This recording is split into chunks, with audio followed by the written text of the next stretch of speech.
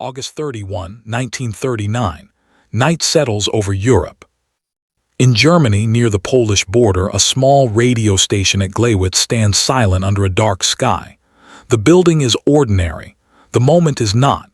Inside, men acting on direct orders prepare a broadcast that will last only minutes but echo for decades. A message is transmitted. It sounds like outrage. It sounds like self-defense. It is neither. Across the Channel in the United Kingdom, the hour is late. In London, lights remain on inside government offices. Maps of Europe lie open across long tables. Poland is marked, measured, and quietly feared. No orders are given yet. Only waiting, only listening. An ocean away in the United States, the night passes almost unnoticed. America is officially neutral. Radios murmur in quiet homes. Newspapers speak of tension, not catastrophe. Few realize how close the world is to breaking apart. By dawn, Germany will claim it has been attacked. By morning, its armies will already be moving. Within days, Britain will declare war. And the United States, still distant, still neutral, will begin a slow, unavoidable journey toward the conflict. This moment did not arrive by accident. It was constructed deliberately over years, until a single lie was enough to ignite the world. And to understand how it worked, we must step back before the broadcast ever went on air. The world that stood on the edge of war in 1939 had been unstable for a long time. 20 years earlier, the First World War had ended not with reconciliation but with punishment. The Treaty of Versailles, signed in 1919, dismantled Germany's military, stripped it of territory, and imposed reparations so severe they reshaped everyday life. Inflation erased savings. Unemployment hollowed cities. National pride collapsed into bitterness. For many Germans, the treaty did not feel like peace. It felt like humiliation frozen into law. Through the 1920s, Europe tried to move forward. Borders were redrawn. New nations appeared, old empires vanished, but the settlement was fragile. It relied on economic recovery that never fully came and on political moderation that proved temporary. When the Great Depression struck in 1929, the pressure returned with force. Banks failed. Trade collapsed. Democracies struggled to respond. In Germany, that crisis became political fuel. Extremism thrived where stability failed. Adolf Hitler and the National Socialist Party promised restoration of jobs, of territory, of dignity. By 1933, Hitler was chancellor. Within months, opposition was crushed. Within years, Germany no longer behaved like a defeated power.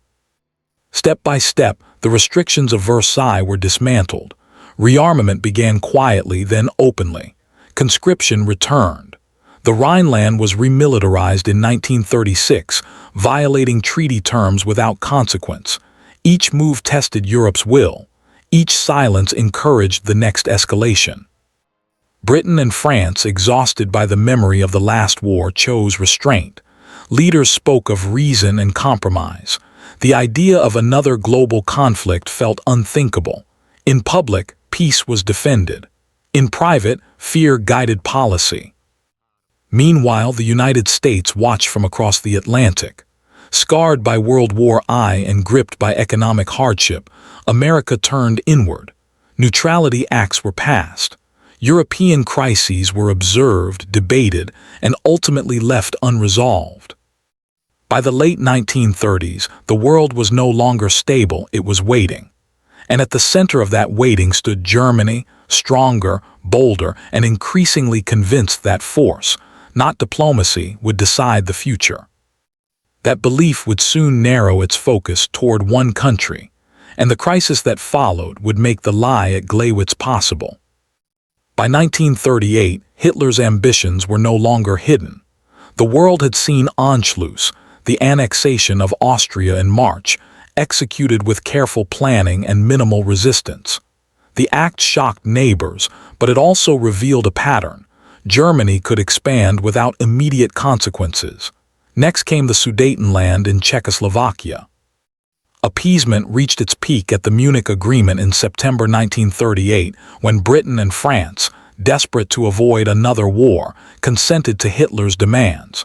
Europe breathed a temporary sigh of relief. Peace seemed preserved, but only superficially. Poland, situated between Germany and the Soviet Union, watched uneasily. The country had regained independence after World War I but remained militarily and politically vulnerable. Its borders, particularly the Polish corridor, divided German territories, creating a persistent grievance in Berlin. Hitler saw Poland not as a neighbor, but as a target, essential for his expansionist vision of Lebensraum and strategic access to the east. Internally, Germany prepared for conflict with methodical precision. The military adopted plans for Fall Weiss, the invasion of Poland, months in advance.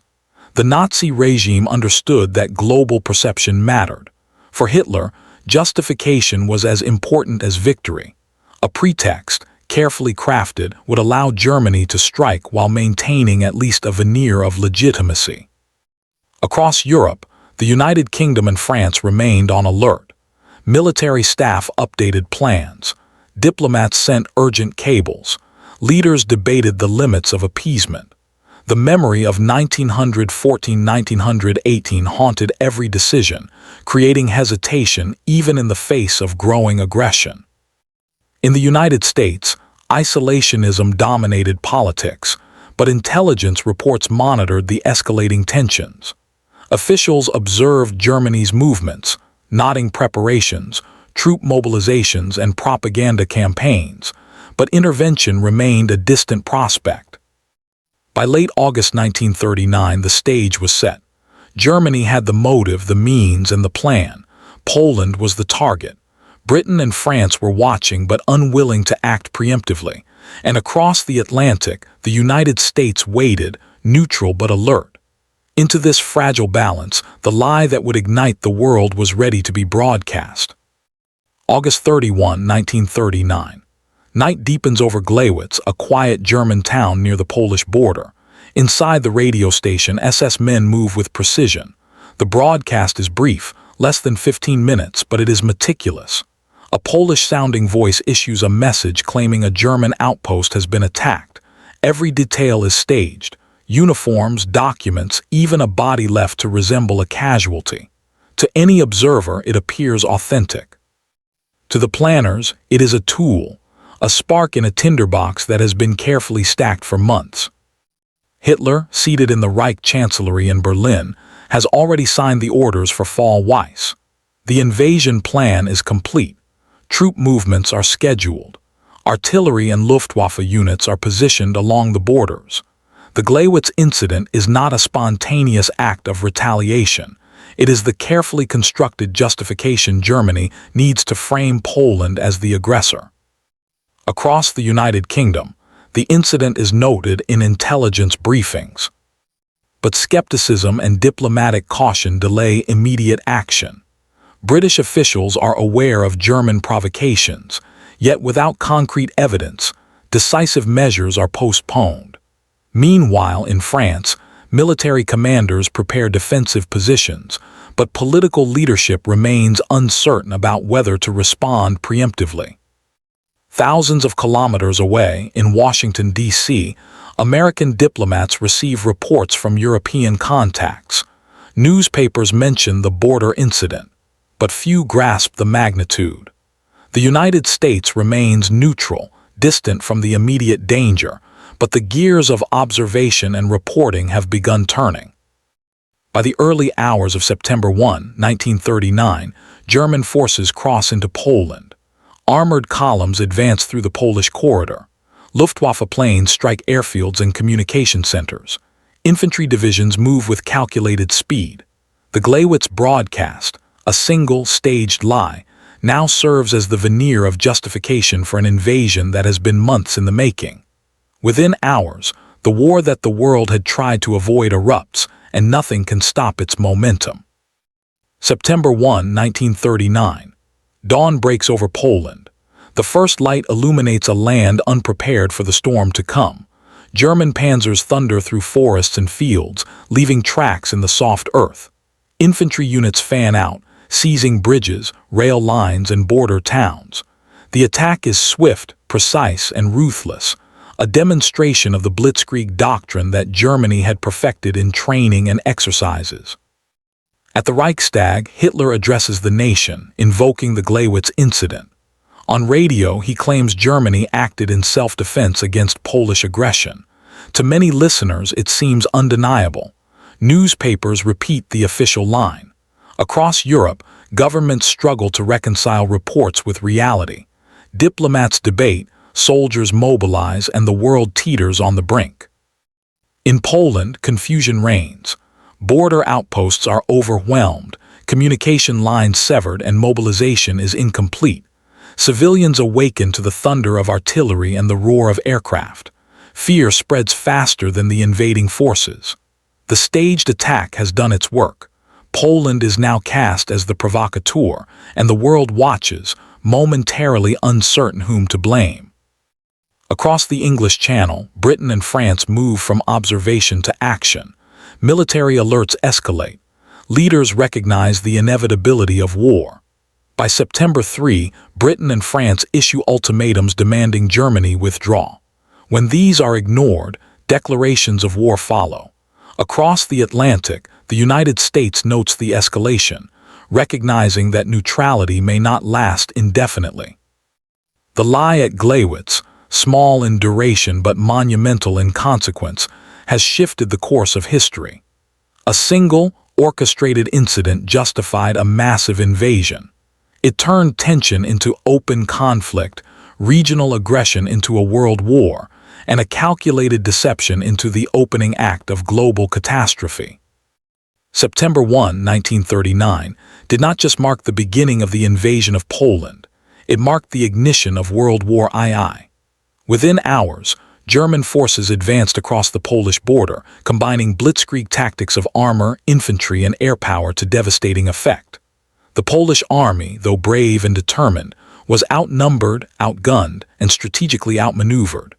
Roads became clogged with fleeing civilians. Towns and villages bore the first marks of shellfire. Communication lines collapsed under the speed of the assault, leaving units isolated and uncoordinated. The consequences of the Gleiwitz incident were immediate. Germany framed itself as the victim of Polish aggression, a narrative repeated in domestic newspapers and radio broadcasts. International observers were forced into hesitation, unsure whether the reports were true or propaganda. This deception delayed the full diplomatic and military response that might have altered early operations in Poland. The world's powers, especially Britain and France, had no choice but to act after initial skepticism, issuing ultimatums that Germany ignored, cementing the path to global conflict. The scale of the invasion shocked Europe.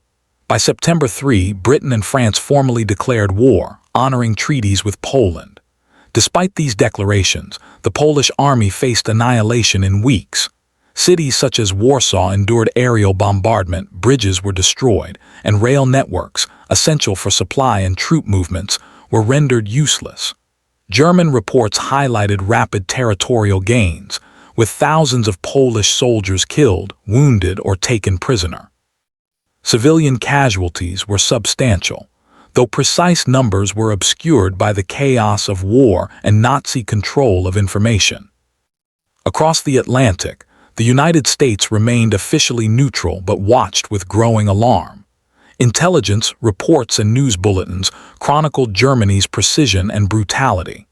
Military planners began analyzing the potential implications for global security, trade, and the American position should the conflict expand. Even from thousands of miles away, the weight of the unfolding catastrophe was unmistakable. The Gleiwitz incident, seemingly minor at the moment it occurred, proved to be a masterstroke of deception with historic consequences. By manufacturing the appearance of a Polish attack, Germany justified its invasion, silenced immediate international objection, and accelerated the descent into a world war. Within days, Europe was engulfed in conflict. Millions would be drawn into the violence, and a lie broadcast over a single radio station would ripple into global catastrophe. The lie had achieved its purpose. The war had begun, and the stage was set for a struggle that would reshape the continent, the world, and the lives of countless individuals caught in its wake. History often remembers wars by their battles, their leaders, or their borders. But sometimes, a war begins not with an army but with a lie. The Gleiwitz incident of August 31, 1939, reminds us that perception can be weaponized, and that truth, when manipulated, can alter the course of millions of lives. One broadcast, one fabricated attack, set in motion a chain reaction that drew nations into conflict, proving that the narrative of war is almost as powerful as the forces on the battlefield. For Germany, the incident justified aggression and bolstered domestic support. For Poland, it was the prelude to destruction, chaos, and occupation. For Britain and France, it tested diplomacy and exposed the limits of appeasement. For the United States, it was an early signal that global stability could not be taken for granted, no matter the distance across the Atlantic. Every nation learned in different ways how fragile peace can be when the truth is bent. The lie at Gleiwitz also speaks to a broader lesson about humanity and warfare. Wars are not only fought with weapons, they are fought with fear, deception, and manipulation. Understanding this helps explain why history often repeats itself and why vigilance, skepticism, and verification are vital, even in moments that seem calm or distant. Yet amid the tragedy, there is clarity. By studying the precise mechanisms that led to the outbreak of World War II, we recognize the warning signs. Political resentment left unaddressed, diplomacy left tentative, and the power of a single false narrative. History shows that truth matters, and that the cost of believing a convenient lie can be measured in millions of lives and irrevocable change. The Gleiwitz broadcast was brief. The war it unleashed lasted 6 years. The human suffering was immense. And the lesson endures. When deception becomes the instrument of state, the world may not notice until the first shots are fired, and by then, the path of destruction is already set.